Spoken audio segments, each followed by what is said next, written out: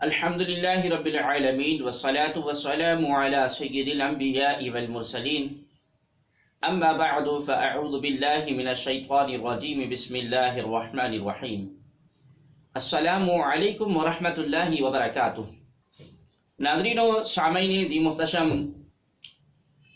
کافی عرصہ کے بعد آج ہم حاضر ہوئے ہیں۔ کچھ ربیع الاول شریف کی مصروفیات کی وجہ سے آپ لوگوں کے سامنے حاضر نہیں ہو سکتے تھے۔ ناظرین محترم، اولیاء کرام کی عظمت اور شان کی وجہ تقوی اور شریعت پر پابندی ہوتی ہے۔ اہل سنت و جماعت کو اللہ کے ولیوں سے محبت ان کی کرامات کی وجہ سے نہیں، بلکہ آقا کریم جناب محمد کریم صلی اللہ علیہ وآلہ وسلم کی عطا کردہ شریعت پر عمل پیرا ہونے کی وجہ سے ہے۔ اولیاء سے محبت صرف اللہ اور اس کے رسول کریم صلی اللہ علیہ وآلہ وسلم کی وجہ سے ہوتی ہے، اور اسی کا شریعت مطہرہ نے درس دیا ہے۔ ایک دوست نے مرزا محمد علی جہلمی کی ایک ویڈیو سینڈ کی، جس میں جناب کے دیگر عقلی دلائل کے ساتھ جب اولیاء کرام کے بارے میں نہایت ہی عجیب و غریب الفاظ لفظ بابے کا سنا تو بہت حیرانگی ہوئی، اور جب وہ اپنی اس تقریر میں اپنے جذبات میں بہتے ہوئے ایک کرکٹ کی کھلاڑی کو چھکے لگانے پر کرامت کا سرٹیفکیٹ دیا، تو سوچا کہ کیا جناب مرزا صاحب کے چاہنے والے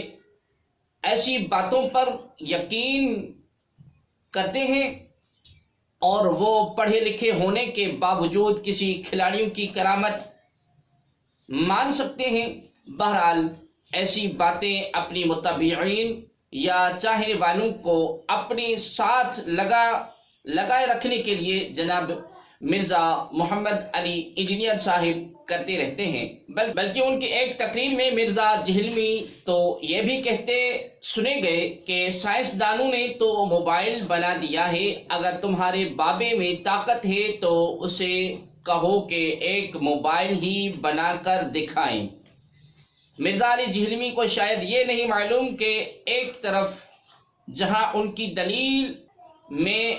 نہ استدلالی وزن ہے اور نہ لفظی، بالفرض اگر مرزا کے اس عقلی دلیل کو مان لیا جائے تو اس طرح کے اعتراض تو دہریے خدا کی ذات پر بھی کرتے ہیں۔ آپ ان کی کتابیں خود پڑھ کر دیکھ لیں۔ دہریے جب خدا تبارک و تعالی کی ذات پر اعتراض کرتے ہیں تو کچھ اس قسم کا اعتراض کرتے ہوئے نظر آئیں گے۔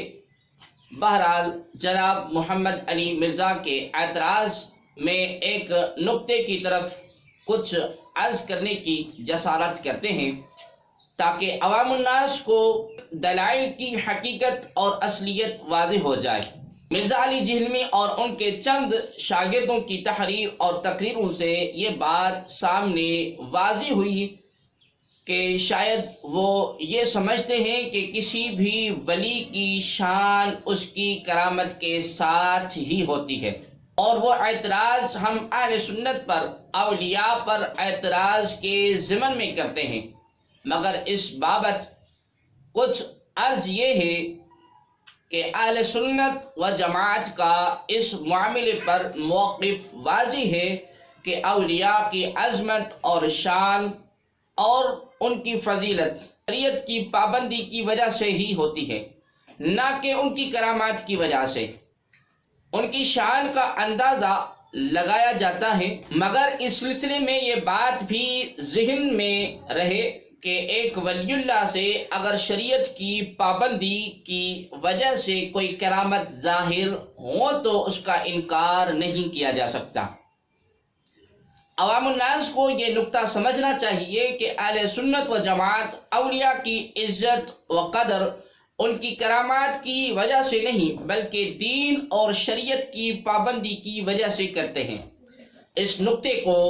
شیخ الصوفیہ حضرت بایزید بستامی رحمۃ اللہ تعالی علیہ بھی بیان فرماتے ہیں محدث علامہ ذہبی اپنی کتاب میں حضرت بایزید بستامی رحمۃ اللہ تعالی علیہ کا قول نقل کرتے ہیں. آپ فرماتے ہیں کہ وقال اللہ خلق کثیر یمشون علی الماء لا قیمت لهم عند اللہ ولو نظرتم الى من اعطی من الکرامات حتى يطيروا فلا تغتروا به حتى تروا كيف هو عند الامر والنهي وحفظ الحدود والشرع. بحوالہ سیر اعلام النبلہ جلد نمبر 13 صفحہ نمبر 88. یعنی حضرت بایزید بستامی کا فرمان ہے کہ اللہ تبارک و تعالیٰ کی بہت ساری مخلوق ایسی ہیں جو پانی پر چلتی ہے اور اس کے باوجود اللہ تبارک و تعالیٰ کے نزدیک اس کی کوئی قدر اور قیمت نہیں. اور تم کسی ایسے شخص کو دیکھو جسے متعدد کرامات حاصل ہیں، حتیٰ کہ وہ ہوا میں اڑتا ہے، تو اس کی کرامت سے ہرگز دھوکہ نہ کھاؤ اس وقت تک جب تک یہ نہ جان لو کہ وہ امر اور نہی اور شریعت کا پابند ہے یا نہیں. حضرت بایزید بستامی رحمۃ اللہ تعالی علیہ کے اس قول کو کچھ اضافے کے ساتھ محدث ابو نعیم نے اپنی کتاب حلیۃ الاولیاء جلد نمبر 10 اور صفحہ نمبر 39 پر سند کے ساتھ نقل کیا ہے کہ حدثنا احمد بن ابی عمران قال سمعت ابا عمران موسى يقول سمعت عمر البستامي يقول سمعت ابي يقول قال ابو يزيد. تو حضرت بایزید کے اس قول سے واضح ہوا کہ کسی ولی اللہ نے اگر شریعت کی پابندی اور امر بالمعروف اور نہی عن المنکر پر ثابت قدم ہو تو اس کی کرامات پر اعتماد ہوتا ہے. ناظرین و سامعین ذی محتشم، اس حوالے سے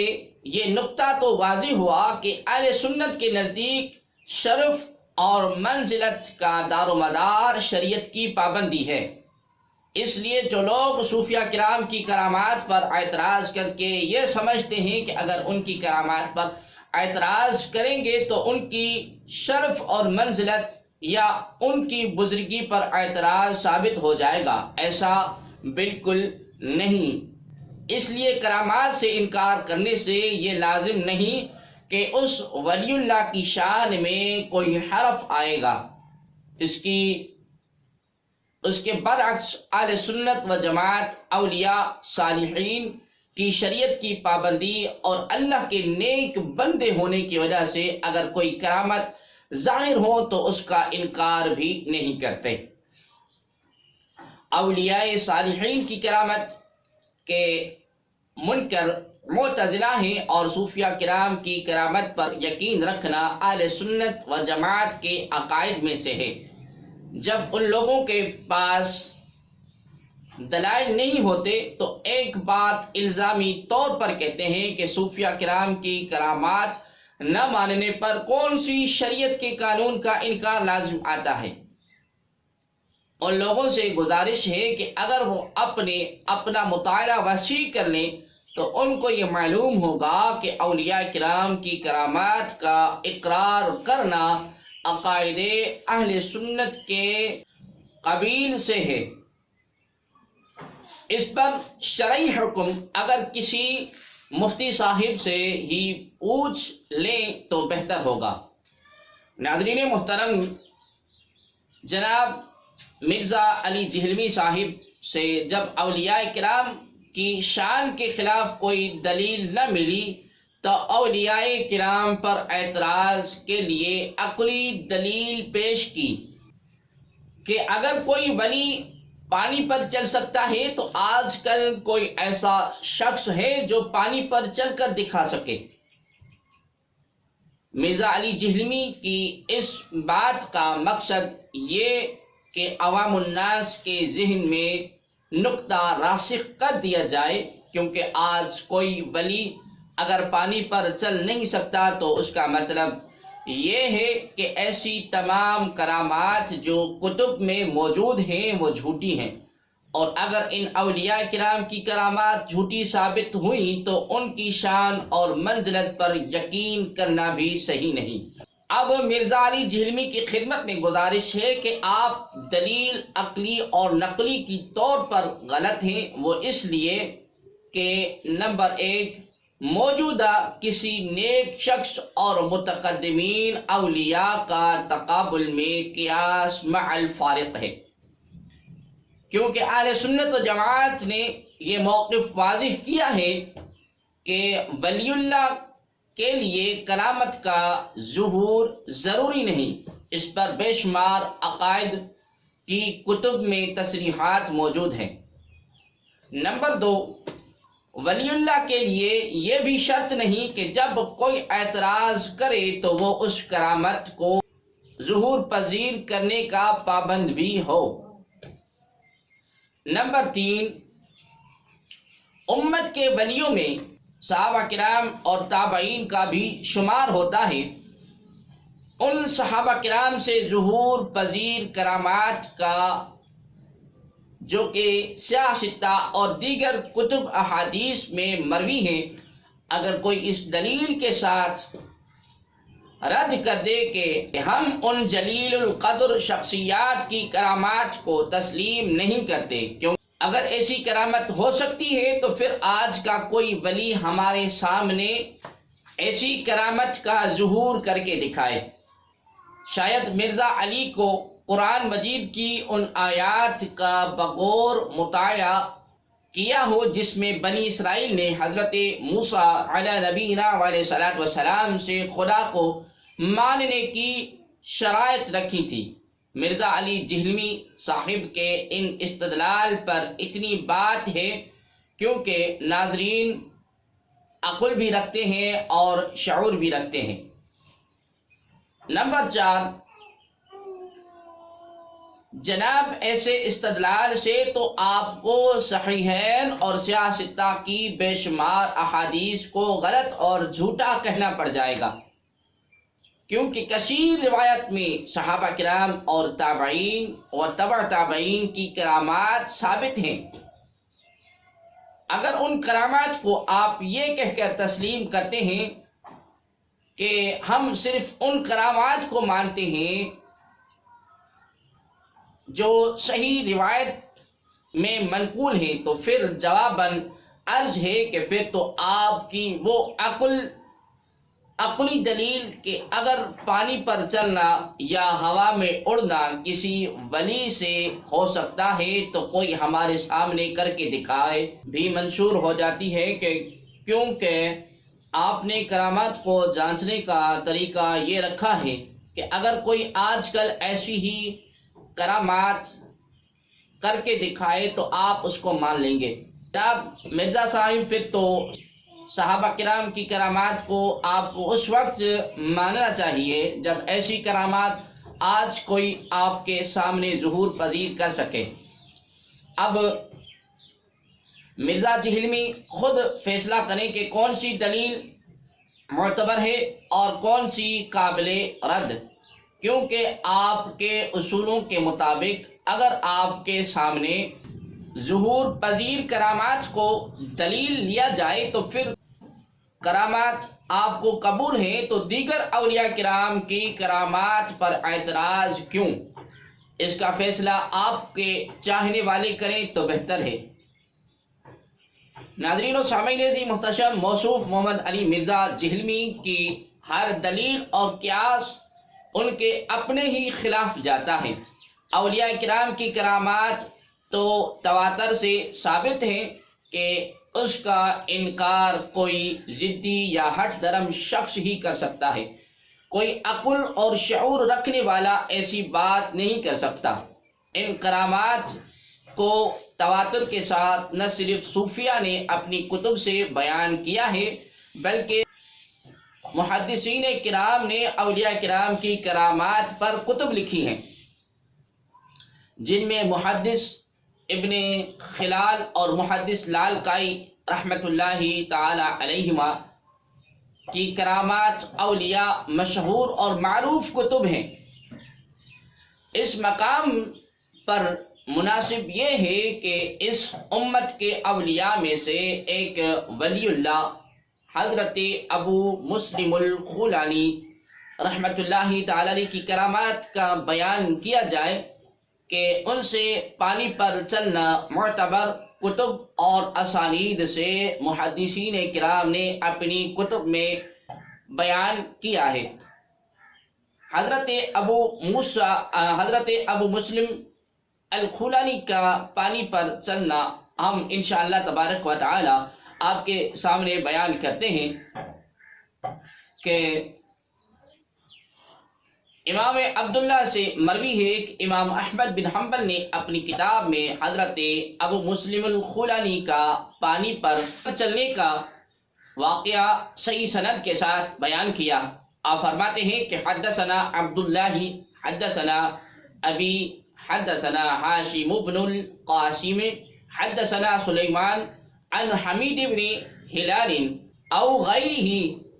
ان ابا مسلم الخولانی مر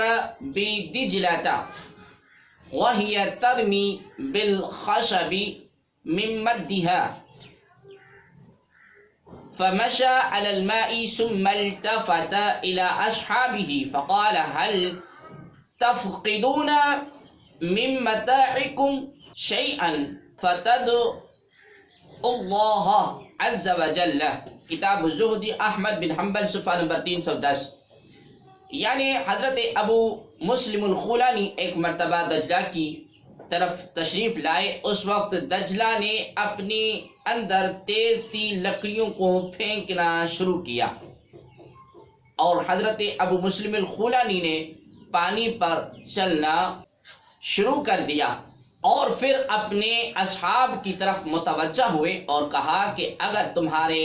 سامان سے کوئی چیز کم ہو گئی تو ہم اللہ سے دعا کریں گے، تمہیں وہ لوٹا دے گا۔ نمبر 2، محدث ابو نعیم اسی روایت کو سند سے بیان کرتے ہیں کہ حدثنا ابو بکر بن مالک سنا عبداللہ بن احمد بن حنبل حدثنی ابی سنا ہاشم بن القاسم سنا سلیمان بن المغیرۃ عن سلیمان بن المغیرۃ عن حمید بن ہلال او غیرہ ان ابا مسلم الخولانی مر بدجلة وهي ترمي بالخشب من مدها فمشى على الماء ثم التفت إلى أصحابه فقال هل تفقدون من متاعكم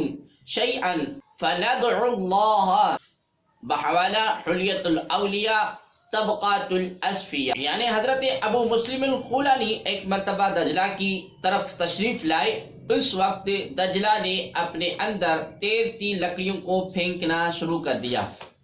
اور حضرت ابو مسلم الخولانی نے پانی پر چلنا شروع کر دیا اور پھر اپنے اصحاب کی طرف متوجہ ہوئے اور کہا کہ اگر تمہارے سامان سے کوئی چیز کم ہو گئی تو ہم اللہ سے دعا کریں گے وہ تمہیں لوٹا دے۔ ناظرین و سامعین کی محتشم اسی طرح یہ روایت محدث لالکائی اپنی کتاب کرامات اولیاء للالکائی صفحہ نمبر 188 پر روایت کرتے ہیں کہ حضرت ابو مسلم الخولانی ایک مرتبہ پھر دجلہ کی طرف تشریف لائے، اس وقت دجلہ نے اپنے اندر تیرتی لکڑیوں کو پھینکنا شروع کر دیا اور مسلم الخولانی نے پانی پر چلنا شروع کر دیا اور پھر اپنے اصحاب کی طرف متوجہ ہوئے اور کہا کہ اگر تمہارے سامان سے کوئی چیز کم ہو گئی ہے تو ہم اللہ سے دعا کریں گے کہ تمہیں وہ لوٹا دے۔ اسی روایت کو امام ابن الدنیا نے اپنی سند سے کتاب مجاب الدعوہ میں بھی نقل کیا ہے۔ امام بہقی نے اپنی کتاب دلائل النبوہ میں بھی اس روایت کو نقل کیا ہے اور فرمایا، یہ روایت مکمل نقل کر کے آخر میں آپ فرماتے ہیں کہ ھذا اسناد صحیح، یہ سند صحیح ہے۔ محدث ابن جوزی نے ابو مسلم الخولانی کے بارے میں صفت الصفوہ میں لکھتے ہیں کہ حضرت ابو مسلم الخولانی ایک مرتبہ دجلہ کی طرف تشریف لائے۔ اس وقت دجلہ نے اپنے اندر تیرتی لکڑیوں کو پھینکنا شروع کر دیا اور ابو مسلم الخولانی نے پانی پر چلنا شروع کر دیا اور پھر اپنے اصحاب کی طرف متوجہ ہوئے اور کہا کہ کیا تم اپنے سامان کے بارے میں فکر مند ہو؟ حضرین محترم، امام نووی جنہوں نے مسلم شریف کی شرح لکھی ہے، جو شرح نووی کے نام سے مشہور ہے، انہوں نے اپنی کتاب میں بھی حضرت ابو مسلم الخولانی کی کرامات کو بستان الصارفین میں بیان کر کے تسلیم کیا ہے۔ ناظرین و محترم، مذکورہ تحقیق سے ثابت ہوا کہ حضرت ابو مسلم الخولانی سے یہ کرامت صحیح سند کے ساتھ ثابت ہے، اور محدثین کرام نے اس کرامت کو اپنی کتب میں بیان کر کے کرامات پر دلیل بھی پیش کی ہے۔ ناظرین و سامعین دی محتشم، صحابہ کرام اور اولیاء امت سے اسانید صحیحہ سے ایسی کرامات ثابت ہیں جس میں دریا کا راستہ دینا، تو روایت صحیحہ میں صحابی رسول صلی اللہ علیہ وآلہ وسلم حضرت سعد بن ابی وقاص رضی اللہ تعالی عنہ اور حضرت ابن الحضرمی رضی اللہ تعالی عنہ سے ثابت ہے۔ اس کے بارے میں تفصیل کے ساتھ کتب احادیث میں روایات موجود ہیں۔ ناظرین محترم، محدث علامہ سبکی اپنی کتاب طبقات الشافعیۃ الکبریٰ میں فرماتے ہیں کہ دریا کا پھٹ جانا، دریا کے اندر پانی کا کم ہونا اور پانی پر چلنا، ایسی کرامات بھی لاتعداد ہیں۔ شیخ الاسلام سید المتاخرین حضرت تقی الدین رقیق العبد سے بھی ایسی کرامات کا ظہور ہوا۔ ناظرین محترم، اب آپ کو بخوبی علم ہو گیا ہوگا کہ علامہ سبکی ایک جلیل القدر شافعی محدث تھے، جنہوں نے ایسی کرامات کے ظہور کا نہ صرف اقرار کیا بلکہ محدث ابن رقیق العبد جو کہ علامہ ذہبی کے شیخ تھے، ان سے بھی کرامات کے ظہور کا لکھا ہے۔ اب ہم جناب مرزا علی جہلمی سے پوچھنے کا حق رکھتے ہیں کہ جناب آپ تو اہل سنت و جماعت کے اکابرین کا تمسخر اڑاتے ہیں کہ دیکھو جی فلاں ولی پانی پر چلتے تھے، یہ دیکھو جی ان کے بابے، ان جیسے الفاظ جو آپ نے اولیاء امت کا ٹھٹھا اڑایا۔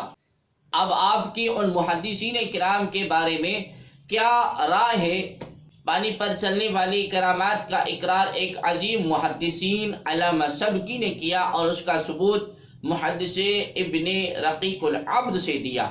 ان دونوں محدثین کرام کا تمسخر بھی اڑائیں گے یا پھر علمی روش کو اپناتے ہوئے اپنے موقف پر نظر ثانی بھی کریں گے؟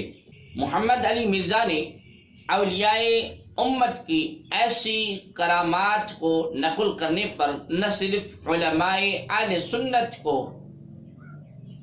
ہدف تنقید بنایا بلکہ ان ہستیوں کے ذکر کرنے پر بہت لعن طعن بھی کیا اور ان اکابرین کو اہل سنت کے بابے جیسے الفاظ